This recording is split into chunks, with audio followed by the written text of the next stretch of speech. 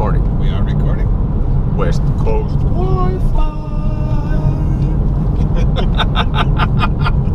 There are going to be so many gifts from this that it's not even going to be funny. This is going to become like a yearly thing at this point. Oh yeah, it has to.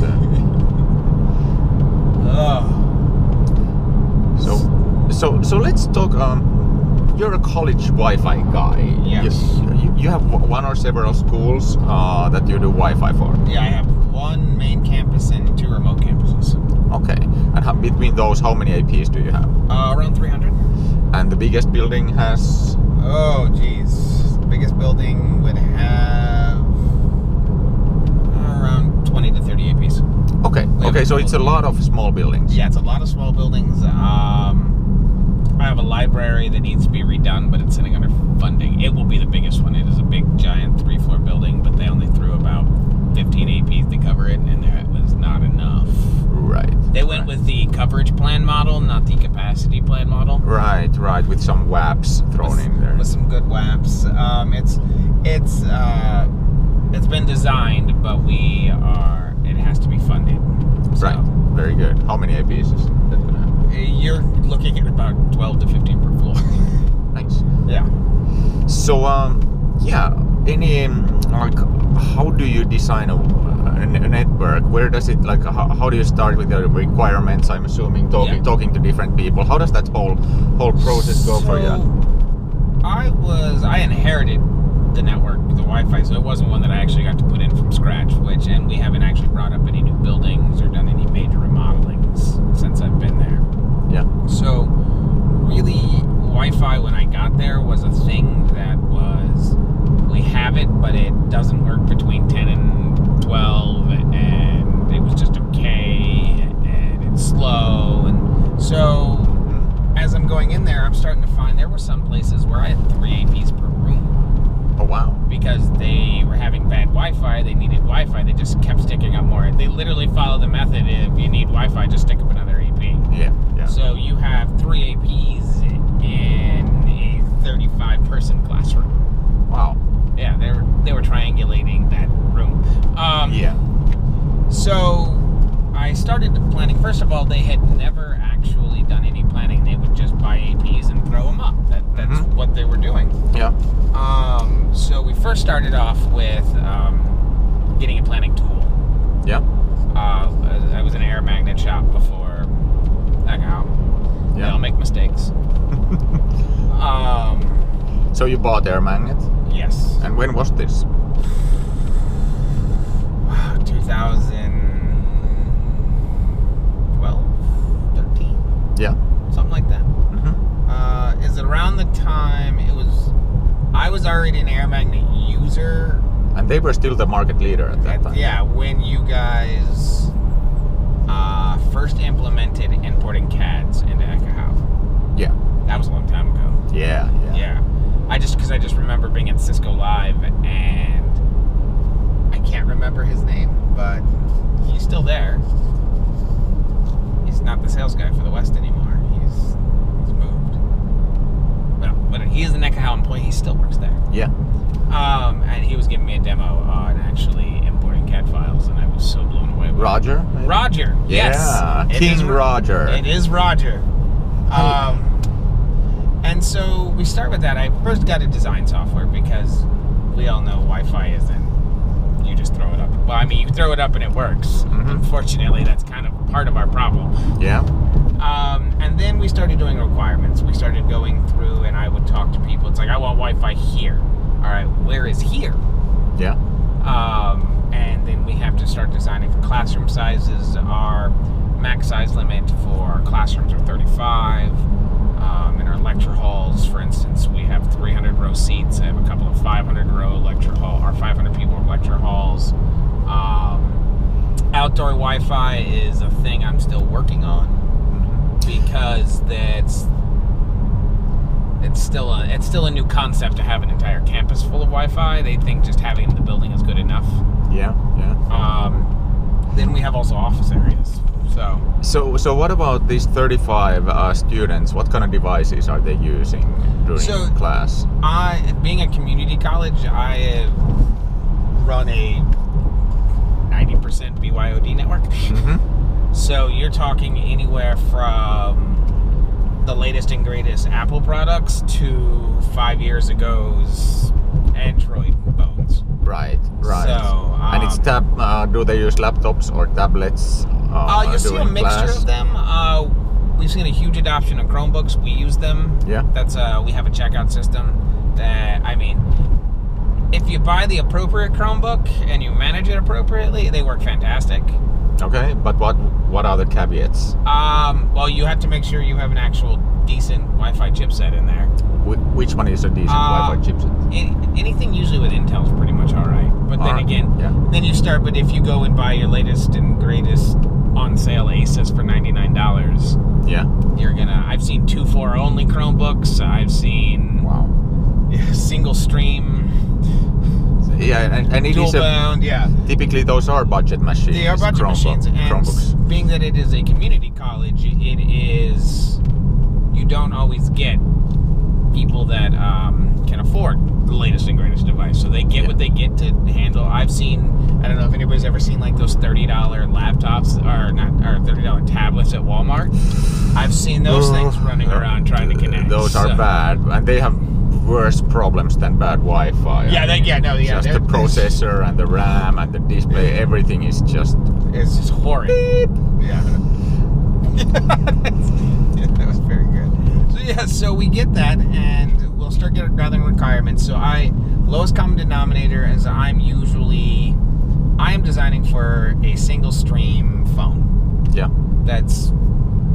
It's where I go just because that's going to be the worst device, and I have to think that 35 people have a bad device. Right. Because it's quite possible. Yeah. Going from there, we then go ahead, and I used to do Neg 67 as a design, and now I've kind of moved to Neg 65 as following good old Apple's guide. We don't do any voice over wireless, so I'm very happy. Yeah. Makes your life a bit easier. Makes it a bit easier. But then Chromebooks are really reliant on internet connectivity, right? So if the Wi-Fi fails, you'll be the first to know, if you're heavy on Chromebooks. And it's never just one Chromebook when they fail. For some reason, they all fail. So like an entire classroom goes down. And, The sea lions, by the way. Oh, yes. We'll have to keep a look for them. We're not there yet. No, we are. I saw them. Oh, all right. This is the spot. But there you are. Yeah, I see. But we can keep going and recording. So yeah, Chromebooks. And so what we do is I usually try to go with about 1 AP for every 2 classrooms.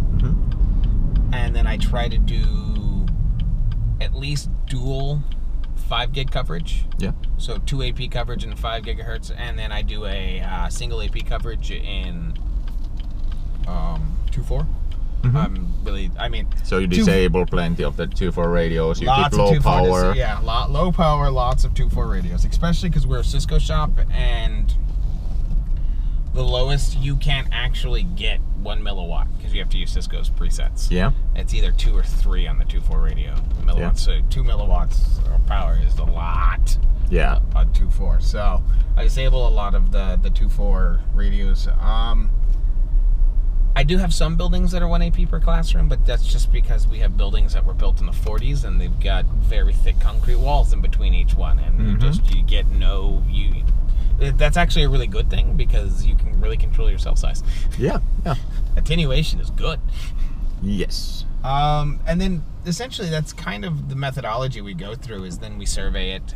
Luckily enough, I have my own building, so I can walk in and I can do wall attenuation measurements. I can AP on a stick if I want to, if I'm really curious. And so survey, and I can send a guy out to go survey, send a technician to just go survey the building real quick, and I go, I don't like it, do it again.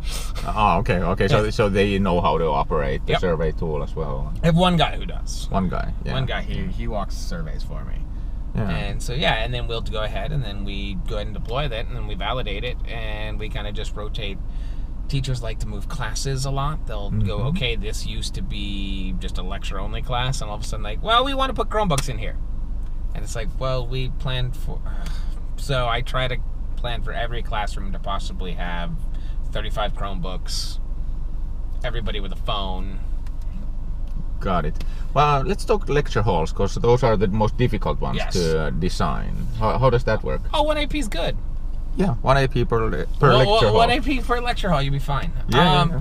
No, we moved to external APs. We use patch antennas, and we kind of cordoned off the lecture hall into its own into sections, and try to make little zones with the APs. Because again, 300 people using their phone, using their laptop, you have a lot. So generally, I'd say in a 200-person stadium or a 200 to 300 person lecture hall, usually I've got about 5 or 6 APs, depending upon where I can place them, how I can place them.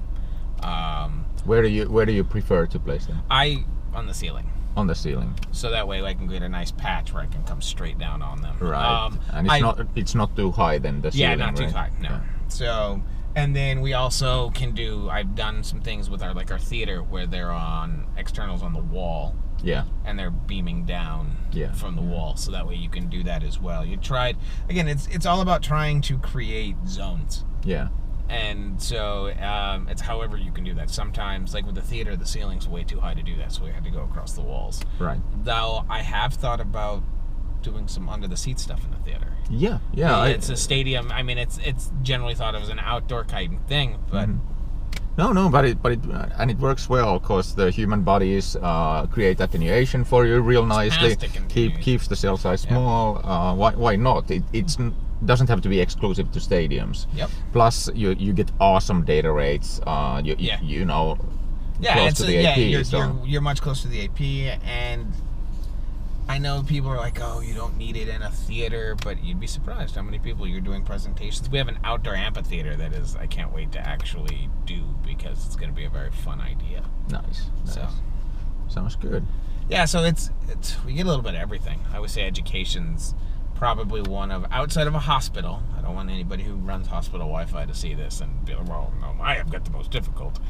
I think education is probably one of the most difficult places to do Wi-Fi, because you're not just doing carpeted, you're not just doing outdoor or stadium, you're doing everything. Yeah. I have a shipping and a receiving warehouse. It's not a very big one, but you now have a big giant metal and racks, and also you have to do a little bit of warehouse Wi-Fi, and plus supporting all the possible devices in the world. Yes, that's the hardest part. Yeah.